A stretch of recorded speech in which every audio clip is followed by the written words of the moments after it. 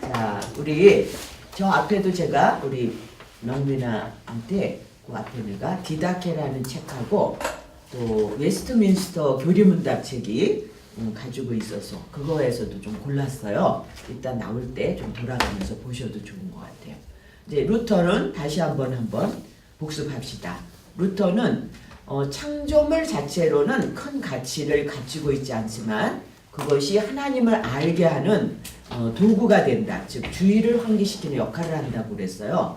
왜냐하면 그 중세 바로 이전에 종교개혁 전이 중세 사람들이 상징 교육을 했다고 그랬죠. 그러니까 뭐 이 세상에 있는 모든 물건들, 사물들 이런 자체에도 어떤 상징적인 의미가 있다 해서 십자가, 예를 들어 나무 십자가를 하나 세워놨다고 해보세요.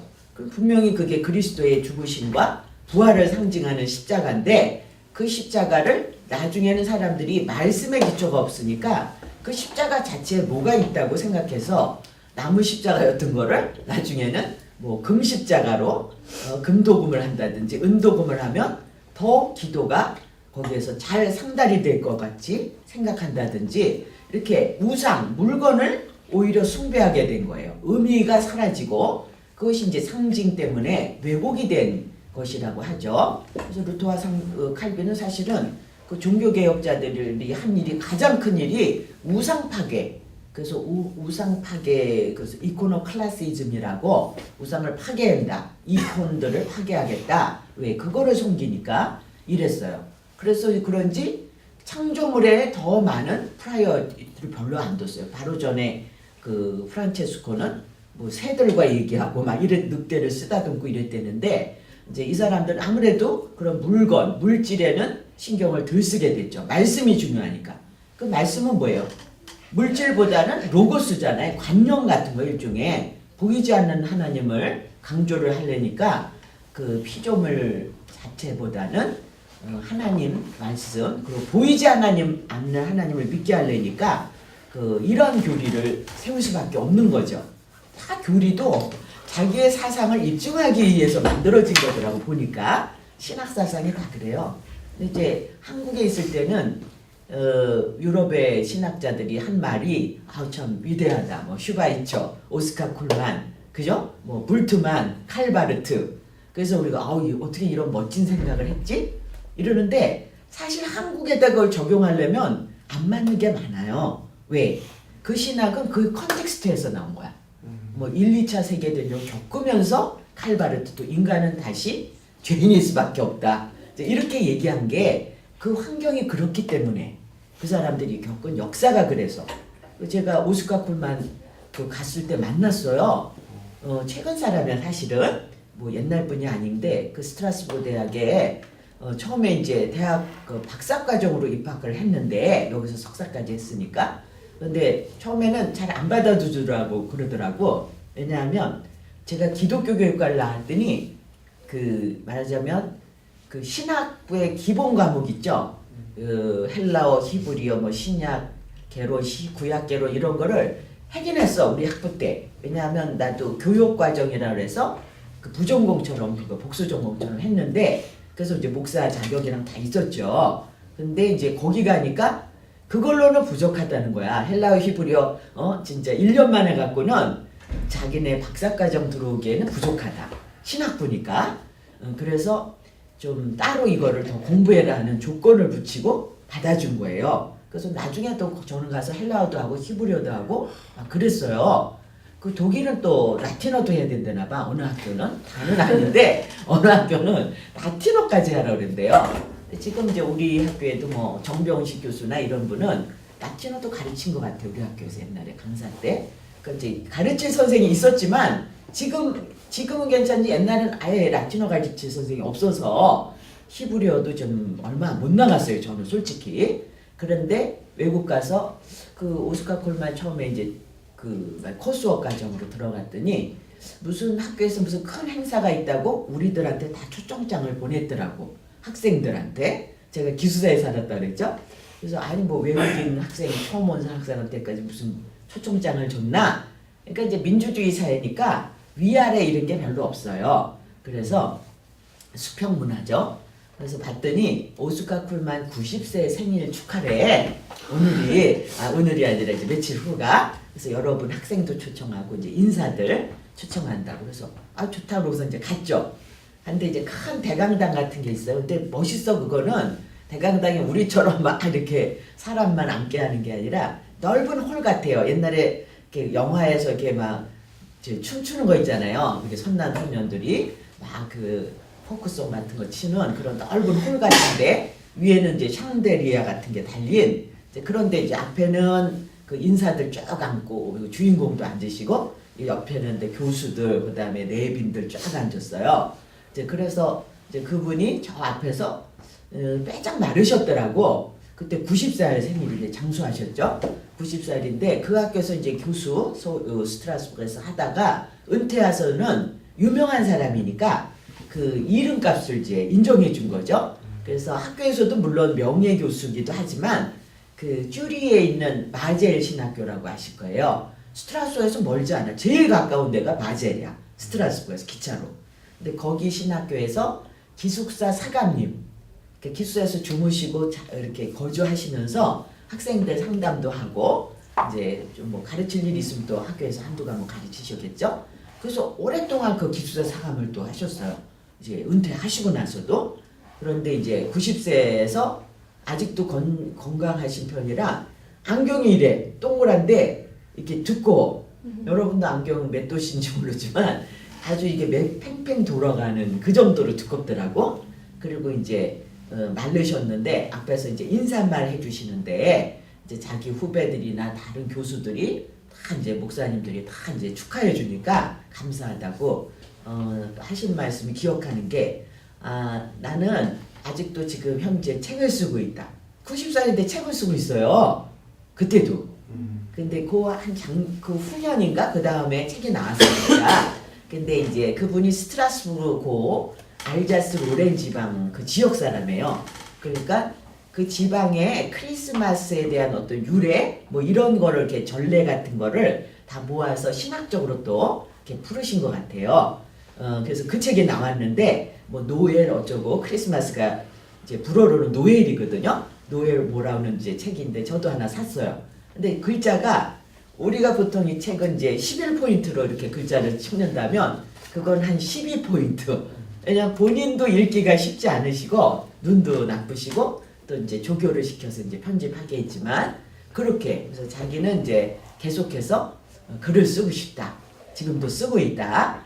이렇게 말씀하시고 이제 끝나고 이제 조그만 파티처럼 해요 진짜. 근데 뭐 음식을 막 밥을 먹는 게 아니라 이제 뭐 이런 간단한 칩스 같은 거, 음료수 이제 이런 걸 놓고 이제 돌아가면서 이제 다니면서 인사하면서 이제 그거 있잖아요. 요만한 그 포도주 컵 같은 거, 샴페인 컵 같은 거 들고 다니면서 이제 이 사람도 얘기하고 이 사람도 얘기하고 이러는데 나도 이제 용감하게 그 불어도 잘 못할 때죠. 처음 가자마자니까 아이고 불어도 잘 안 나오는데 이제 떠듬떠듬 문법으로 인사를 해야 되겠다. 유명한 분이니까. 그래서 저는 한국에서 온 그 누구라고 이렇게 얘기하면서 그러냐고 한국에서도 왔냐 학생이 그러면서 이제 제가 당신의 그 신학 사상을 그 번역된 한국어로 번역된 책으로 읽었다.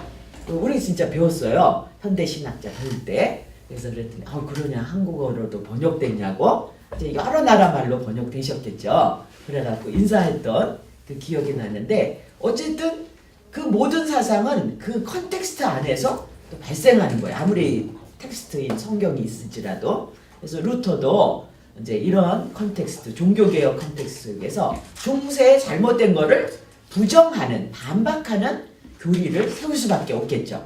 그래서 그 창조물, 피조물 자체에는 많은 거를 프라이어리티를 안 뒀어요. 단지 도구로서 쓰일 뿐이다.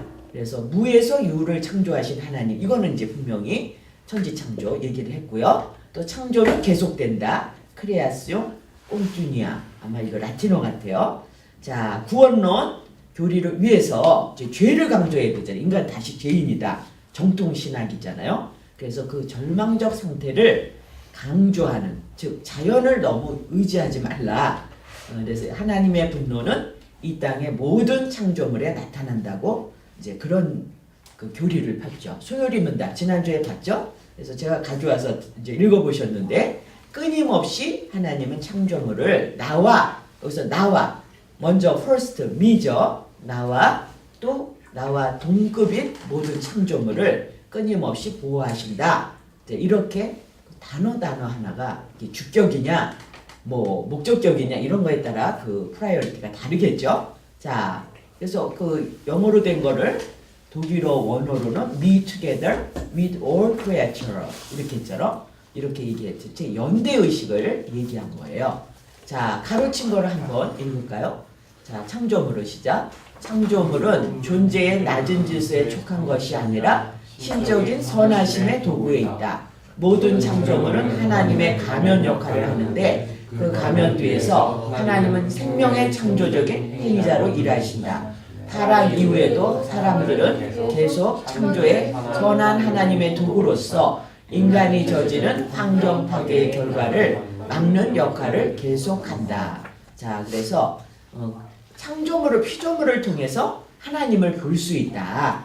도구다 이런 얘기를 하고 인간은 창조를 파괴한 결과를 막는 그 역할도 선한 도구로서 또 역할도 계속한다고 얘기를 했어요. 좀 긍정적으로 또 본 것도 있죠. 자, 대요리문답서 지난주에 봤습니다. 자, 계속 하나님이 식물과 동물이 죽었지만 그 자손을 통해서 혹은 그 식물도 열매가 떨어져서 다시 싹이 나고 이런 계속성이 연속되고 있다. 창조의 계속성을 말해주고 있어요. 자, 종말론도 이제 창조의 계속성은 종말과 관계되는데 태양은 처음에는 굉장히 아름다웠을 거다. 근데 인간의 죄 때문에 죄라는 걸 꼭 집어넣죠. 어둡고 거무스름하게 손상됐다. 마지막 날에는 어떻다고요? 다시 환하게 불태울 것이다. 깨끗하고 정결하게. 근데 불이 더 세면 깨끗해 보일 것 같더라고요. 그죠? 별 같은 것도 온도가 높으면 여기서 환하고 깨끗해 보이겠죠? 온도가 낮으면 시커멓게 보이겠죠? 자, 그래서 그것은 처음보다 더 밝고 아름다울 것이다 해서 이제 새 창조, 주님의 재림을 얘기하는 겁니다. 자, 하나님은 내재성 가운데 초월적으로 존재하신다.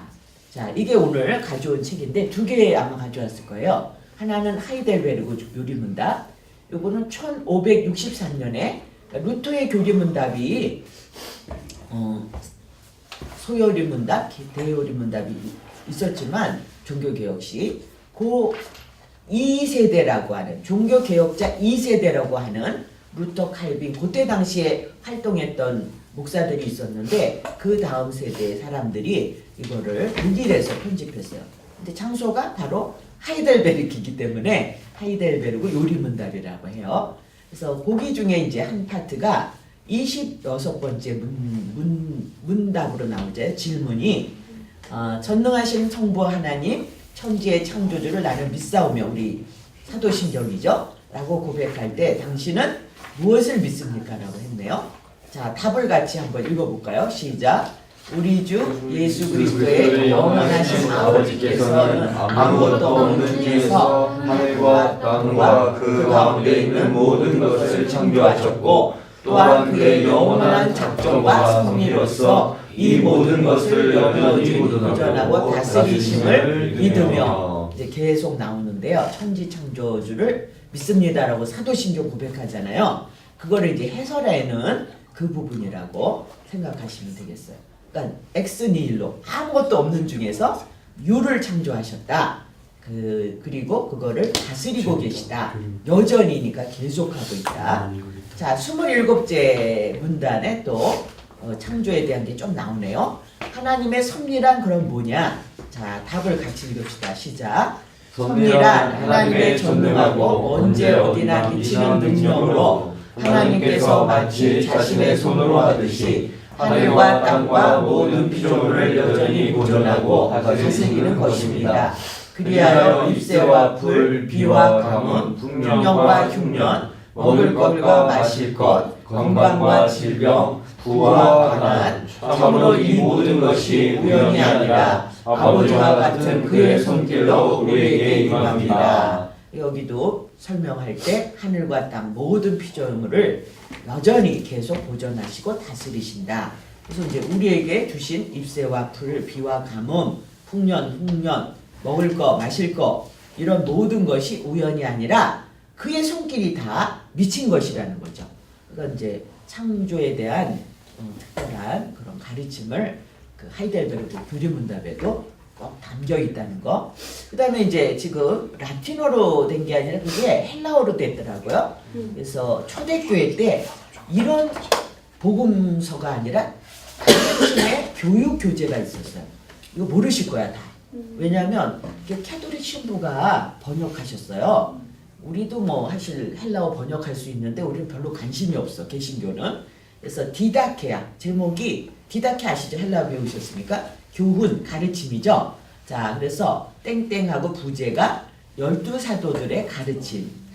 기원 후 그러니까 예수님 이제 돌아가신 지 얼마 안 돼서 쪽복음이 돌아다녔잖아요. 그러니까 그때쯤에 이게 만들어졌대요. 근데 우리가 모르고 있는 거야. 근데 이게 복음서로는 안 들어온 거예요. 근데 12사도들의 가르침 그래서 그 그리스어 헬라어로 돼 있는 거를 그 정양모 신부님이라고 이제 번역도 많이 하신 신부님 같은데 오른쪽에는 왼쪽에는 그 헬라어 원서가 있고 이쪽에 번역본 이렇게 대조해서 보도록 디다케에는 이렇게 초대교회 때 교육이 있었잖아요. 그 교육하는 도구로서 교재로서 쓰였다. 성경에 왜 안 들어왔어요? 그건 이제 그 정경화 작업에서 아마 그렇게 빠진 게 아니라 아마 그거가 필요 없다고 생각했는지 이건 교육 교재였다. 예수님에 대해서 얘기한 것보다 그냥 가르침, 교회를 위한 이제 교육 교재 같아요. 교회의 교육 교재. 그리고 전도하는 그런 저것도 아니고. 조건이 응? 성경에 들어가려면 조건이 몇 가지 그 있었겠죠, 그죠? 그 조건에는 아마 안 됐는지. 그래서 자, 근데 그 중에 이제 뭐 다 필요는 없고 우리가 이 창조에 대한 거 비슷한 걸 제가 한번 들춰봤더니 사실 많지는 않아요. 그게 그래서 뭐 두 가지 길이다. 그래서 십계명 비슷한 말인데 분명히 좀 이원론적으로 쓰였더라고. 이게 이쪽 길은 선한 길, 이쪽 길은 악한 길. 일로 가면 어떻게 되고 뭐 이런 식으로 좀 써 있고요. 뒤에 가니까 10번에 여러분은 만족히 먹으네. 그러니까 이제 우리가 식사 기도하잖아요. 그럴 때 어떻게 하라. 감사하는 기도문이더라고요.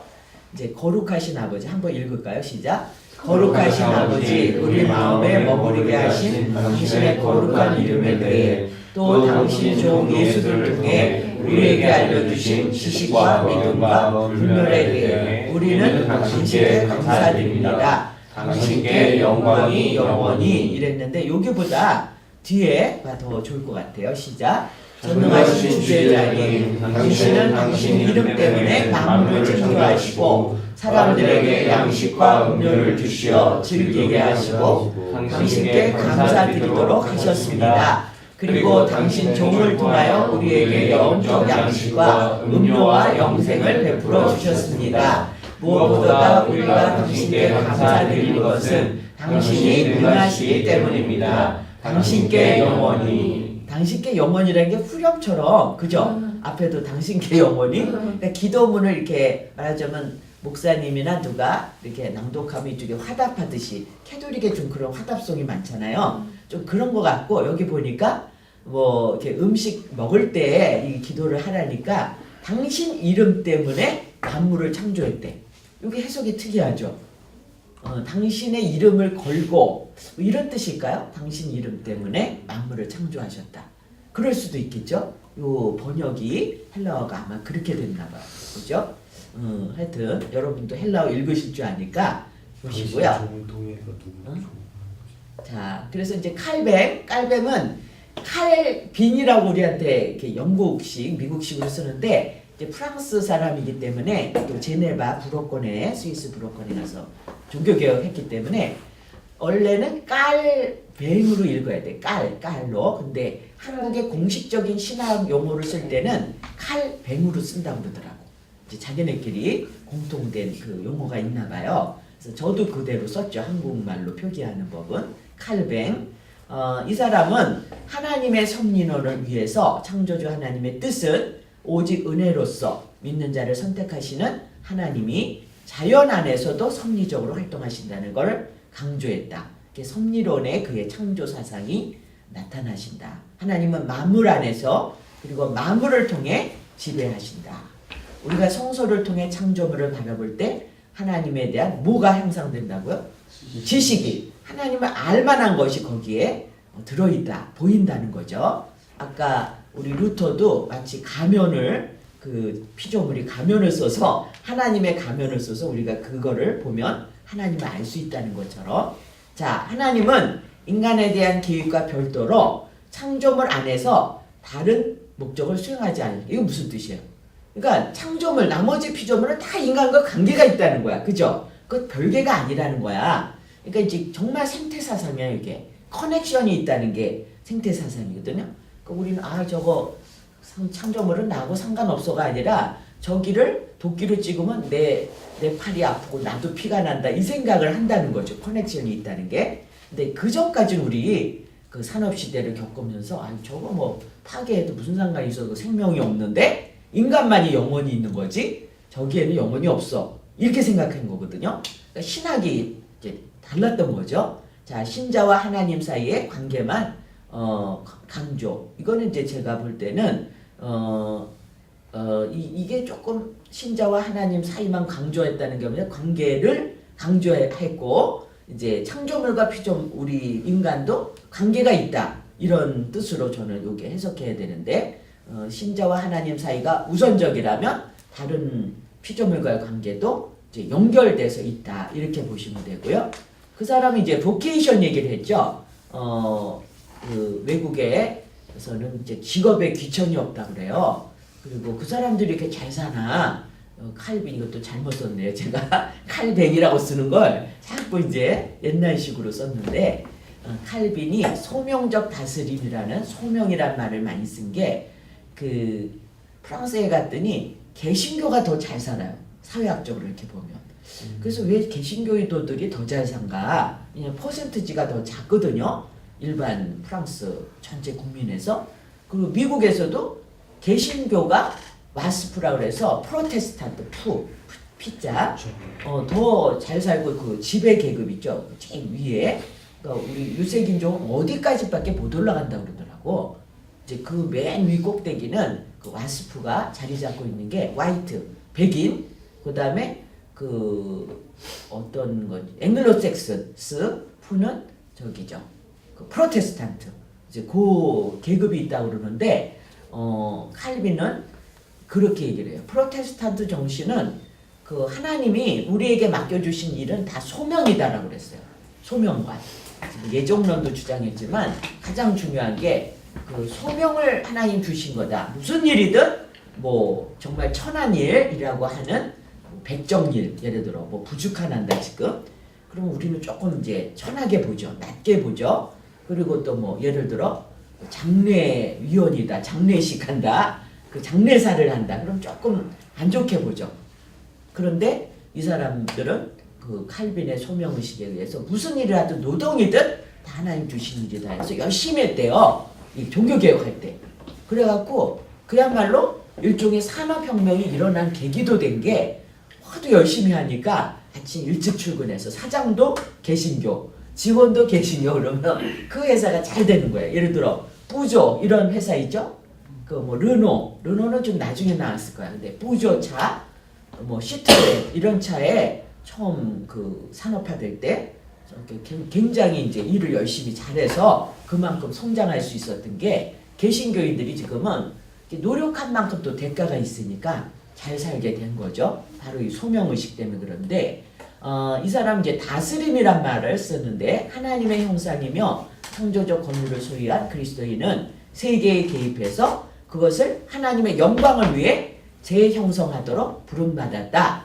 그래서 하나님의 마치 대리자처럼 형상으로서 모든 세상에 개입하자. 그것을 다시 하나님의 영광을 위해서 바꿔드리자. 이런 소명적 다스림이 있다. 그러니까 우리에게 맡겨주셨다 하는 그런 신학이죠.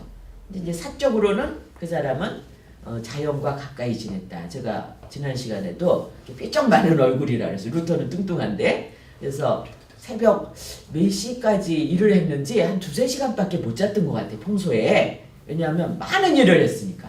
사감도 했지, 신학교 교수도 했지, 목사로 설교도 했지, 또 아카데미 학교도 세웠죠. 근데 이제 산책을 틈틈이 정원 딸린 집을 좋아하고 뭐 시골로 휴식 가고 사색하면서 우리는 세상을 우리의 눈으로 잘 보고 있으며 이 땅을 우리의 발로 걸어다니고 헤아릴 수 없을 만큼 많은 하나님의 작품들을 우리 손으로 만지고 쓰다듬고 있다. 방초와 백합의 감미로운 향내를 코로 느끼고 있다. 이런 사적으로 쓴 말들, 이런 것들을 보면 얼마나 자연을 가까이 하고 싶어 했나. 창조된 자연 세계는 하나님의 작품답게 완전한 조화와 균형을 이루며 그 아름다움으로 하나님의 솜씨를 뽐낸다. 그래서 이제 교리문답도 우리 읽었었죠. 세상은 우리에게 거울과 같다. 거기서 하나님을 찾아볼 수 있다. 자연은 하나님을 알게 해주고 그의 능력과 영광을 깨닫게 해주고, 영광이란 말을 글로리아. 우리 성결교회는 영광이란 말 별로 안 쓰죠. 성결이라는 말을 쓰는데, 자, 요거는 지난 시간에 미처 못 다뤘던 건데 깔뱅의 생태사상, 현대적 정리한 거라 보시면 돼요. 인간은 자연보다 우월하게 창조된 존재지만 아까도 그랬죠? 하나님이 우리와 먼저 관계하신다고. 그 다음이 이제 자연과 관계하는 건데, 기본 전제는 인간 역시 그 기원이 어디에서 왔다고? 우리가 흙에서 왔다. 그래서 흙으로 돌아가는 거예요. 본질적으로. 그래서 자연이다. 우리도 인간은. 루소 같은 사람이 자연주의 철학자죠. 애들 그냥 숲이 나무가 자라는 것처럼 아이들도 그렇게 키워야 된다. 자연과 함께. 동일한 피조물로서 우호적 관계. 피조물과 인간은 같은 동일한 피조물이다. 그리고 우호적 관계를 유지한다. 자, 그래서 인간이 자연을 경작한다는 것은 어떤 수익이나 재화를 얻을 목적이 아니라 뭐라고요? 그 경작하는 자체에서 기쁨을 느끼기 때문에 노동의 기쁨이죠. 노동의 기쁨, 우리 아까 직업도 일이 보케이션이라고 했듯이 기쁨을 얻기 때문에 우리가 일하는 거지. 거기에서 뭐를 착취하기 위해서 일하는 게 아니다. 목적이 아니다는 거야. 자연은 우리와 함께 나누는, 삶을 나누는 거죠. 자, 그리고 창세기 1장 28절, 뭐 너희는 정복하고 다스리라, 이 말씀을 문자적으로 받아들이지 않고 순화되고 우호적인 관계로 해석했다. 정복이나 지배와 같은 용어를 피하고 오히려 양육이란 의미로 해석했다는 거예요. 즉 사력 있게 대하고 자연을 잘 도우고 기르라는 뜻으로 썼다. 자, 그리고 이 사람은 인간의 어떤 한계에 대해서도 얘기해요. 자유주의 신학자들은 인간을 굉장히 낙관적으로 보거든요. 그래서 무한하게 가능성이 무궁무진하다 이랬는데 우리 칼빈은 정통 신학자답게 자연에 대해서도 인간이 절제를 해야 된다고 그래요. 이건 어느 정도 우리가 수확물도 다 따버리면 다음에 잘 열리지 않는 거기 때문에요. 그래서 몇 개는 남겨놓고 따는 그런 경우 있듯이 인간의 사용권은 무제한적, 무조건적이지 않다. 필요한 만큼 그 용도에 맞게 사용해야 된다라고 얘기를 했답니다. 자, 그는 인간이 자연을 남획하고 축적해서 풍요를 부과하려는 것을 명시적으로 반대했다. 항상 정도를 지키고 생활을 위한 절제를 강조했다. 그 사람 자체가 굉장히 절제하는 생활을 했어요. 잠도 절제하고 그죠? 잠이 우리가 절제가 잘 안 되는 건데 그렇게 열심히 살았더라고요. 자, 3번. 태초의 자연의 아름다움과 안전함은 모두 인간의 범죄와 타락으로 파괴되고, 즉 인간의 죄성을 정통신앙이 강조해야 되니까 창조 세계와의 정상적인 관계가 전복되고 말았다. 그래서 결국 칼뱅은 인간은 탐욕은 버리고 하나님 주신 판단, 지혜죠. 또 관리 능력으로 동반자인 자연을 아름답게 가꾸고 보존하자고 칼빈이 이제 요청했다고 합니다. 이게 이제 우리 다음 웨슬레로 넘어가는 그 브릿지가 되는 우리 책의 그 연결고리가 되는 거죠. 보면 이성의 시대가 이제 돌아와요. 물론 종교 개혁 시대도 이제 그 에라스무스니 계몽주의 시대로서 인간이, 그러니까 중세는 한마디로 누가 제일 우위예요? 하나님이었죠. 신에게 봉사하는 게 인간이었어요. 그래서 하다못해 중세를 별명을 줬죠. 중세 천년은 무슨 시대라고 별명 줬죠? 한국시. 암흑시대. 깜깜하다 이거야. 진짜 깜깜했냐? 그게 아니라 인간은 할 말이 없고 그저 주님께 하나님께 봉사하고 섬겨드리니까 인간의 의견이나 욕구 이런 거는 죽여야 돼. 하나님이 원하신 거를 해야 된다고 생각했어. 그러니까 인간이 기뻤을까 얼굴이? 아니요. 그래서 루터 보시면 외국 가서 제가 공부했는데 공부하는 방법이 많이 달라요. 대학원 이 정도면 정말 재밌게 공부해.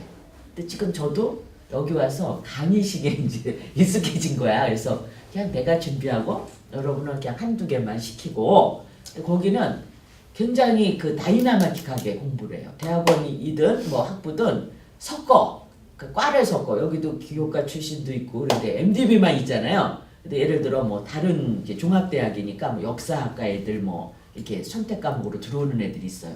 그럼 섞어서 그래 루터나 칼빈에 대해서 만약에 배운다. 신학과 교수가 가르치는데 걔네들이 뭐 교양으로 선택할 수도 있어요. 그러면 과가 다르니까 다 접근이 다르잖아요. 생각하는 것도 다르고 자료 찾는 것도 다르고. 그래서 이제 교수님 세미나 이제 시간일 때는 이제 무슨 주제 너희는 뭐 루터 종교개혁자 루터 하겠습니다. 그러면 니네 팀 5명 골고루 섞어서 묶어주셔요. 그러면 어떤 주제로 루터의 그러니까 루터가 쓴 책이 무슨 뭐 종교개혁 뭐 이때 교리문답 이런 것만 있는 게 아니라 그 설교도 있고 그죠? 일기도 있고 쪽지 같은 것도 많아요. 사실은 노트 같은 것도 있어요.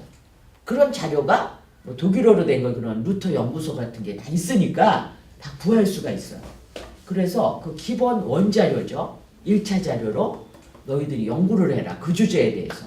그러면 그거를 연구해 보면 루터가 어떻게 그 오직 의인은 믿음으로 말미암니라 그 말에 어떻게 깨달음을 얻었는지 그 과정이 자세히 기록돼서 지가 쓴 거.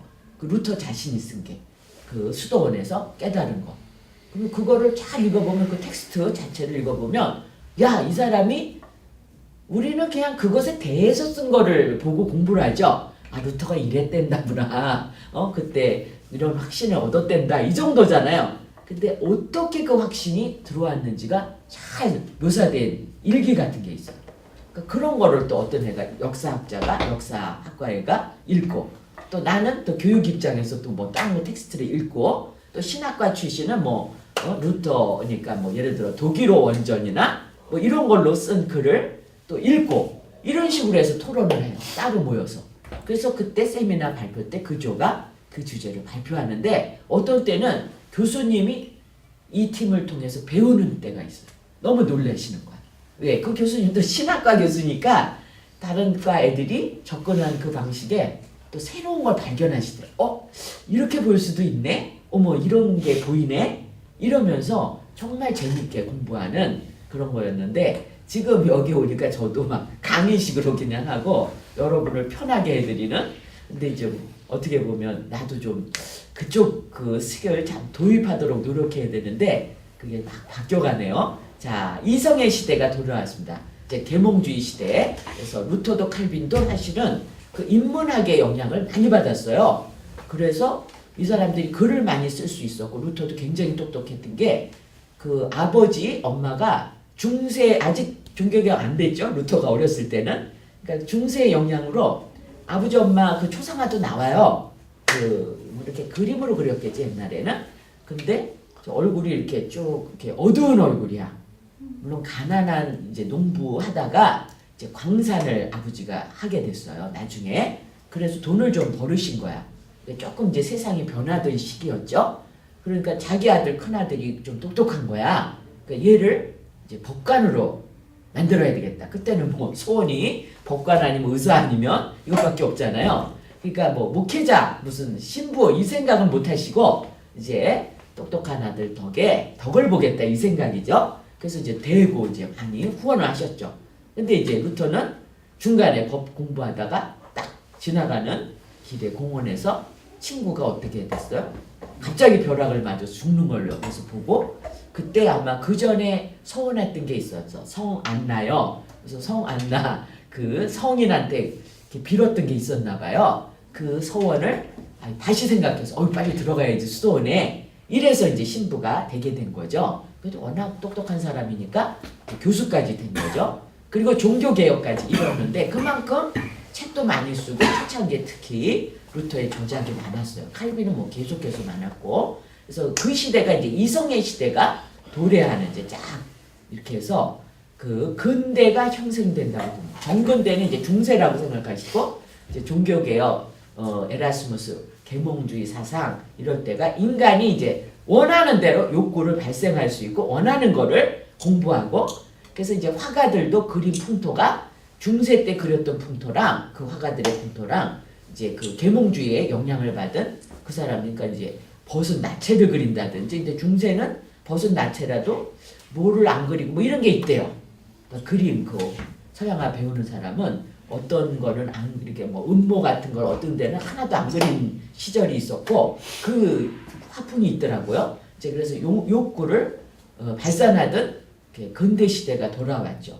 그래서 루터와 칼빈도 예술에 대해서 많이 논했어요. 왜? 우상철폐라고 지네가 이코노클라시즘 신학을 얘기해서 그거 다 버려라 이랬는데 가만 생각하니까 그림이나 성화나 조각이나 또 아름답잖아요. 지금 칼빈은 특히 아름답다 아까도 얘기했는데 그래서 이 아름다운 거를 완전히 버리라고 그러면 또 이게 좋은 게 아니다. 그래서 왜 이 화가들이 이렇게 만나요? 그 중세 때는 하나님 영광을 위해서만 그렸는데 이제 지금은 세상이 달라졌다. 그 아름다움을 추구하는 미죠. 미에 대한 관점 이런 것도 칼빈이 많이 얘기했어요. 루터는 야 성상 파괴하려는데 내가 좀 취소한다. 신학도 바꿀 수 있잖아 사람이. 세월이 지나가면서 가만 보니까 교육할 때는 설교할 때 그림 한 장 보여주면 싹 해결되는 게 있죠. 뭐 공부 많이 안 하는 성도들이니까 몇 개는 남겨둬라. 나중에 또 이랬어. 다 띄라고 그랬다가 몇 개는 남겨둬라. 이제 이렇게 변경을 했는데 이성 시대가 돌아와서 안셀름은 나는 이해하기 믿는다. 나는에 주목하세요 여기. 내가 주체가 된 거야. 근대는 내가 주체. 그래서 교육적으로도 주체가 이렇게 내가 중심에 대해서 남을 바라보는 그게 이제 근대의 교육관이에요. 교육도 마찬가지죠. 신학도 근대 신학이 인간이 주체가 된 거야. 주인이야. 피조물은 그냥 대상이 된 거야. 뭐 정복해도 되고 걔네들은 또 흑인은 백인보다 못하다고 생각해서 미개하다. 그래서 우리 종교 믿어야 돼. 그 미개한 애니미즘 다 버려. 막 이렇게 된 거예요. 그게 근대예요. 데카르트도 나는 생각한다. 고로 존중한다. 데카르트는 잠을 계속 잤다고 그러죠. 데카르트인가 뭐 누군지 하여튼 그 잠만 계속 잠을 그렇게 많이 잤다고 그래. 계속 졸고 있대 이 사람 가면. 근데 이게 생각하는 게 아니라 진짜 잠이 많았나 봐요. 정말로 그 기록이 있더라고. 계속 졸고 있고. 칸트는 이성 실천과 도덕적 양심으로 종교 생활을 해야 된다. 이성이 이제 굉장히 중요했죠. 그래서 그 결과 창조물은 세상에 종속되고 말았다. 이제 이게 근대에 이제 우리가 지금 이렇게 살았다. 생산을 하려고 노력하고 이제 그런 시절이 되었다는 거. 요 하나만 정하고 우리 그림을 봅시다. 하나는 우리가 여기 포스트 모던 시대의 기독교 교육이라고 해서 그 전에 그 교육은 켜 있네요 아직. 가끔가다 꺼지는 경우가 있어요. 여기에 올려놓은 건데요. 우리 전근대, 근대, 후기 요건데 간단한 화이래요. 왜냐면 조금 아까 중세를 전근대라고 한다면 근대가 이제 종교개혁 시기 정도부터라고 생각하시면 되겠어요. 자, 포스트 모던 전환 시대. 이건 이제 그 나중에 있을 일이죠. 지금 시대인데 그 전과 비교하기 위해서 그 모던을 얘기하기 위해서 지금 얘기합니다. 근대, 즉 모던 시대라고 그랬죠. 모더니티와 탈근대를, 즉 포스트 모던을 비교한다면 근대는 산업화 시대였죠. 그리고 도시로 몰렸어요. 그래서 유럽 도시에는 가운데 꼭 성당이나 이런 게 쫙 있어요. 그러니까 도시로 사람들이 몰려 있어요.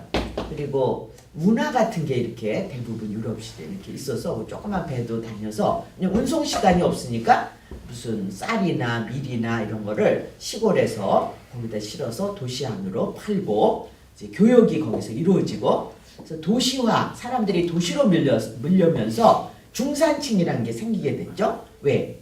그 루터 아버지도 이제 중산층이 돼 가는 거예요. 그 전에는 뭐 귀족 아니면 막 이렇게 그 노예들이죠. 거의 그 소작인들이었는데, 그 중산층은 자기 기술과 자기 능력으로 이제 돈을 벌어서 이제 어느 정도 부를 축적한 사람이 제3계급이 되게 된 거죠. 이때는 무조건 생산하는 게 미덕이었어요. 자꾸 프로덕티브한 거. 근데 이제 지금 현대 우리 포스트 모던 시대에 오면 그 산업보다는 정보 기술의 발달, 정보 기술이 좌우하잖아요. 지금 뭐 카톡인가 그 카카오톡 그것 때문에 뭐 정보 감찰인지 그거 한다고 어저께도 그 대표가 우리는 감찰 안 받겠다 그랬대나 봐요. 왜냐하면 사이버 망명을 많이 하더래나. 여러분도 카카오톡 멤버시죠? 네. 예, 근데 그 정보 사찰을 받을까봐 아마 그런 사람은 탈퇴했다고. 이제 주가가 떨어지니까 이 나오는 주식이 떨어지니까 그 대표가 어저께 나와서 정보 사찰 안 받겠다 그랬는데, 정보 기술이 지금 아주 지배하고, 그 다음에 도시화가 아니라 거꾸로 됐어요. 돈 있는 사람이 오히려 전원으로 나가죠. 저기 시골에 별장도 있고 아니면 아예 은퇴 뒤에 시골에 가서 살죠. 탈도시화. 그리고 소비 시대가 됐다. 소비가 미덕인 시대가 됐다. 그러니까 많이 달라졌어요. 왜? 한꺼번에 많이 개발해 놓으니까 이제는 쫙 가라앉으면서 이제 조용히 좀 살자. 그런 시대가 된 것 같아요. 종교에 대해서도 두 가지 반응이 다르죠.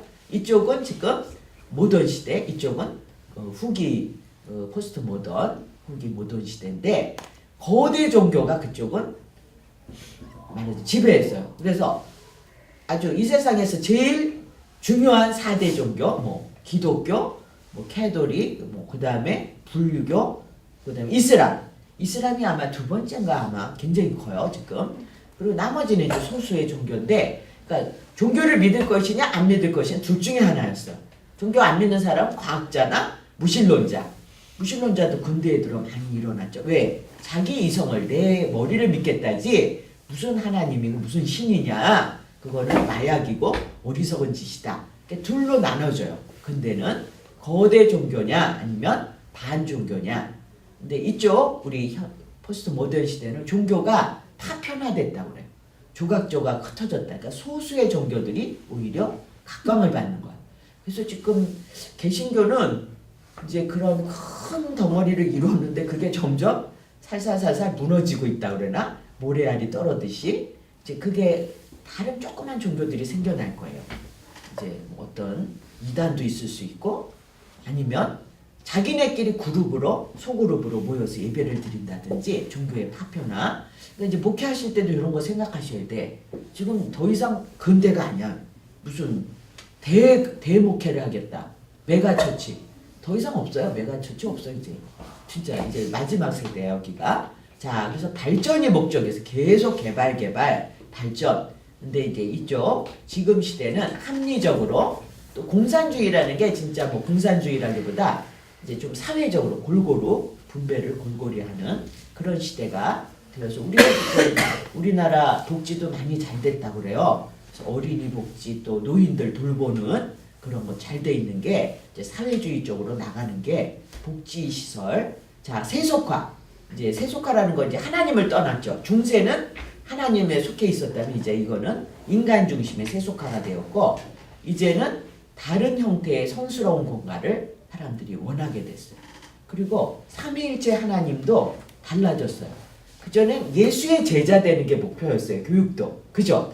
우리 교회 교육은 뭐 예수의 제자 삼기 뭐 이러죠. 청년의 목표도. 그러니까 아들로서의 하나님, 즉 예수 그리스도가 중심이 됐는데, 지금은 성령이 중심이 되는. 그렇다고 뭐 아들 무시하는 게 아니라 그거보다 성령이 더, 왜? 성령이 임하시는 곳이 곧 예배 처소다. 이런 식이 된 거야. 개념이.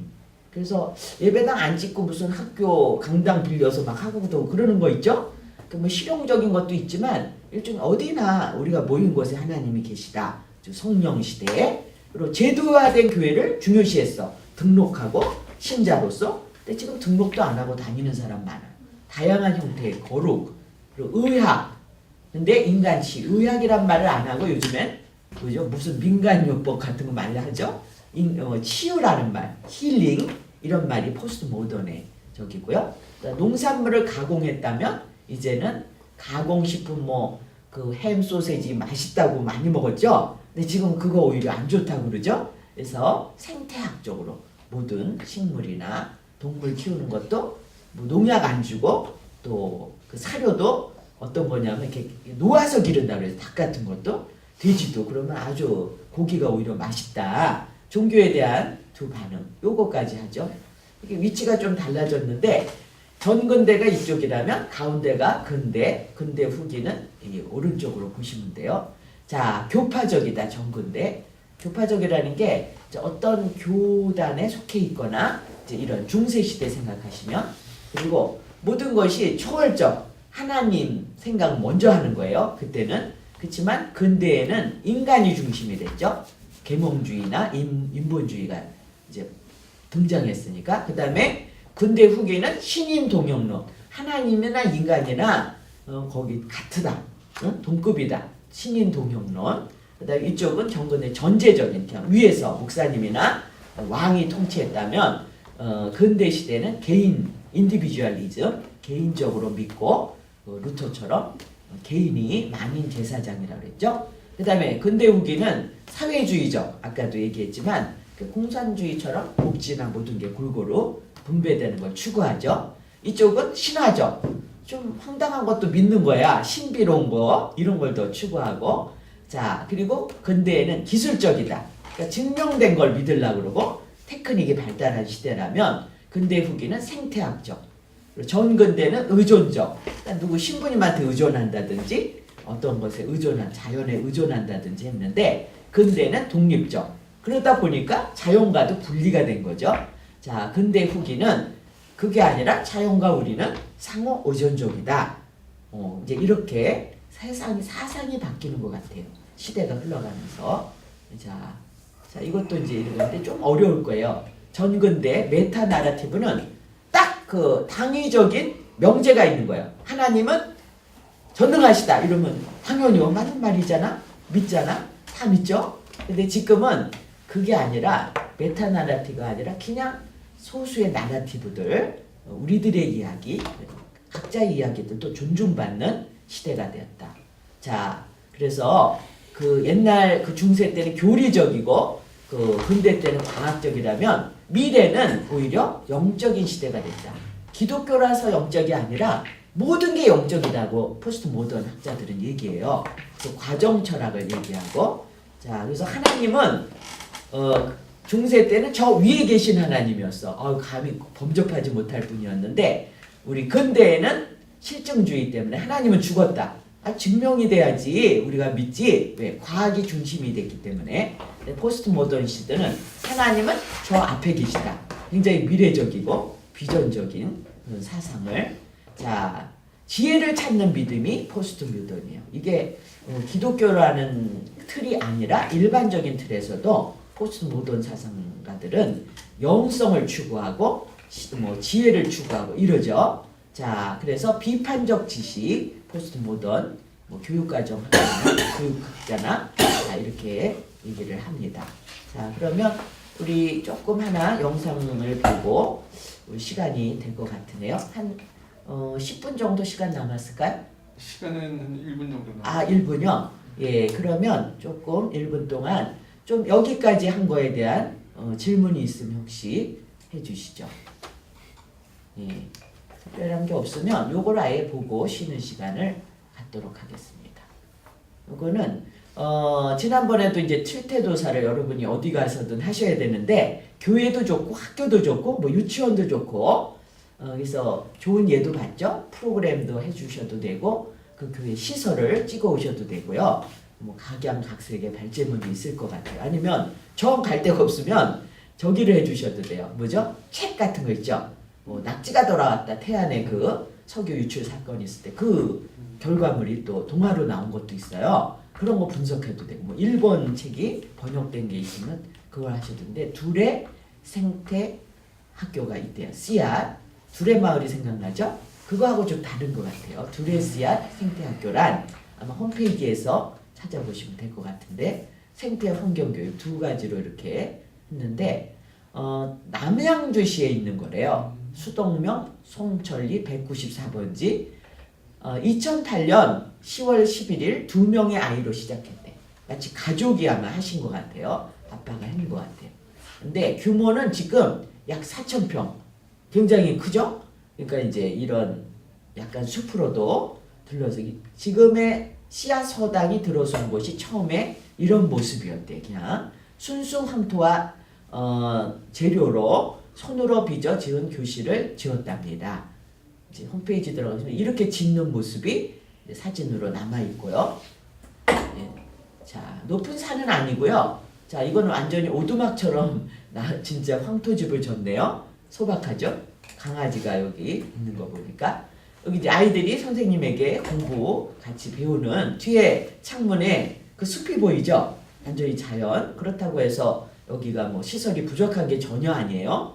모든 게 갖춰져 있으면서도 아이들에게 생태 교육을 할 수 있는 유치원 환경인데 아마 이분이 그 설립자 같은데 젊은 분인데 지금 집을 짓고 있는 가정인 것 같습니다.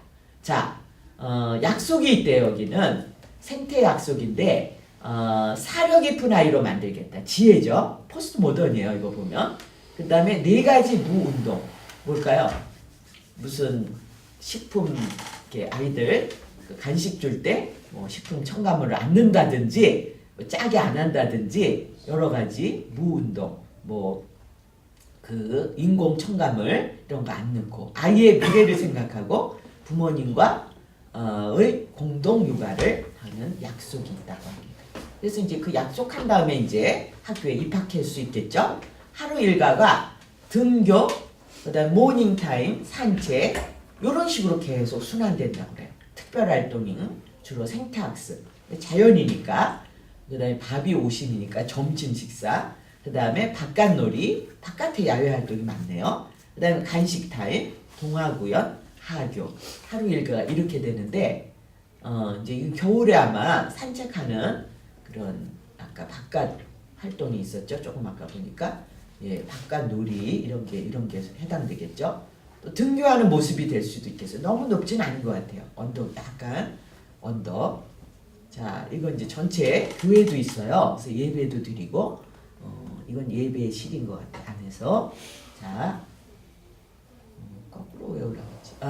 여기 이제 프로그램인데 제가 다는 못 땄어요. 보니까 12월, 1월, 2월 그래서 보니까 거의 나무 옷 입히기, 수확한 텃밭작물 알아보기, 예, 그 다음에 나무의 변화 관찰하고 돋보기로 햇빛 모으기, 겨울바람 느끼기, 겨울에 눈꽃 찾기.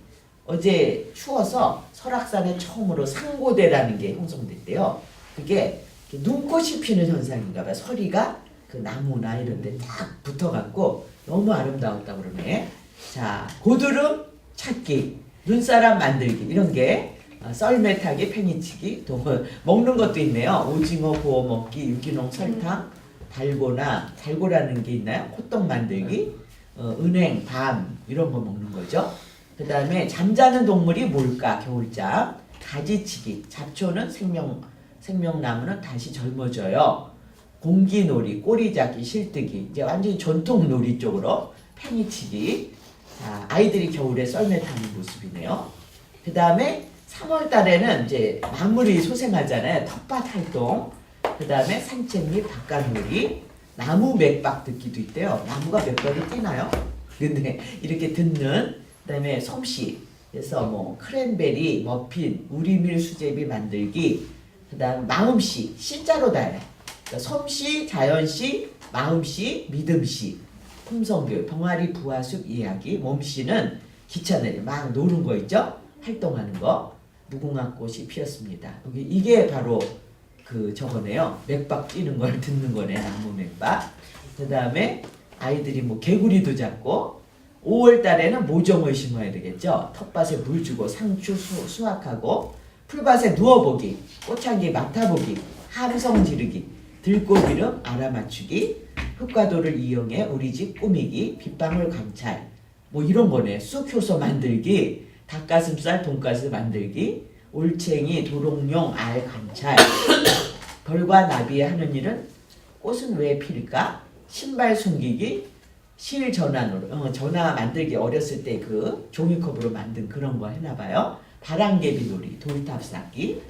이게 올챙인지 이게 뭐죠? 무슨 도롱뇽 아닌가요? 징그럽네요. 자, 애들이 만졌네.